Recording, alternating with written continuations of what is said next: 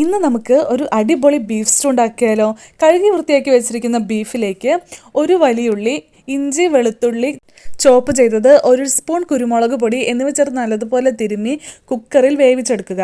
ശേഷം ഒരു ചീനച്ചട്ടിയിലേക്ക് വെളിച്ചെണ്ണ ഒഴിച്ച് അതിലേക്ക് 3 ഏലക്കായ, 3 ഗ്രാമ്പു, ഒരു ചെറിയ കഷ്ണം പട്ട എന്നിവ ചേർത്ത് ഒന്ന് പൊട്ടിച്ചതിന് ശേഷം ഇഞ്ചിയും വെളുത്തുള്ളിയും പച്ചമുളകും നന്നായിട്ട് ഒന്ന് മൂപ്പിച്ചെടുക്കുക. അതിനുശേഷം 1.5 സബോള ചേർത്ത് നല്ലതുപോലെ ഒന്ന് വഴറ്റിയെടുക്കണം.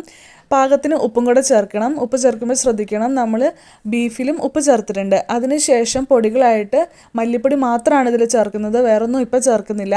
അതൊന്നും നല്ലതുപോലെ മൂപ്പിച്ചതിന് ശേഷം കട്ട് ചെയ്ത് വെച്ചിരിക്കുന്ന ഉരുളക്കിഴങ്ങും ക്യാരറ്റും ചേർക്കണം. ചതുരക്കഷ്ണങ്ങളായിട്ട് വേണം കട്ട് ചെയ്യാനായിട്ട്. അതൊന്ന് ജസ്റ്റ് ഒന്ന് വഴറ്റിയതിന് ശേഷം 3-ാം പാൽ വേണം നമ്മൾ ഒഴിക്കാൻ. 3-ാം പാലിലിട്ടിട്ട് ഈ ഉരുളക്കിഴങ്ങും ക്യാരറ്റും നല്ലതുപോലെ ഒന്ന് വേവിച്ചെടുക്കണം. ഇപ്പോൾ ഏകദേശം നമ്മുടെ ഉരുളക്കിഴങ്ങും ക്യാരറ്റൊക്കെ നന്നായിട്ട് വെന്ത് വന്നിട്ടുണ്ട്. ഇനി നമുക്കിതിലേക്ക് ബീഫ് ചേർക്കാം. ബീഫ് ചേർത്ത് നന്നായിട്ടൊന്ന് ഇളക്കിയതിന് ശേഷം 2-ാം പാൽ ഒഴിച്ചിട്ടുണ്ടായിരുന്നു. അതിനുശേഷം എല്ലാം നല്ലതുപോലെ ഒന്ന് മിക്സ് ചെയ്യുവോളം നല്ലതുപോലെ ഇളക്കി യോജിപ്പിക്കുക. ഇപ്പോൾ ഇതാ നമ്മുടെ ബീഫ് സ്റ്റൂ തിളച്ച് വന്നിട്ടുണ്ട്. ആ സമയത്ത് നമുക്ക് ഗരം മസാല ചേർക്കണം. എരിവ് കുറവാണെന്ന് തോന്നുകയാണെങ്കിൽ അപ്പോൾ കുറച്ചുകൂടെ കുരുമുളക് പൊടിയും കൂടെ ചേർക്കണം. പാകത്തിന് എരിവുണ്ടായിരുന്നു, അതുകൊണ്ടാണ് ഞാനിപ്പോൾ കുരുമുളക് പൊടി ചേർക്കാതിരുന്നത്. പിന്നെ നമ്മൾ ഏറ്റവും അവസാനമായിട്ട് 1-ാം പാൽ ചേർക്കണം. 1-ാം പാൽ ചേർത്ത് കഴിഞ്ഞിട്ട് സ്റ്റൂ തിളയ്ക്കാൻ പാടില്ല, തീ അപ്പം തന്നെ ഓഫ് ചെയ്യുക. അതിനുശേഷം നമ്മൾ അരച്ച് വെച്ചിരിക്കുന്ന അണ്ടിപ്പരിപ്പ്, ഒരു 10 അണ്ടിപ്പരിപ്പ് വെള്ളത്തിലിട്ട് കുതിർത്തി അരച്ചതും കൂടെ ചേർക്കുക.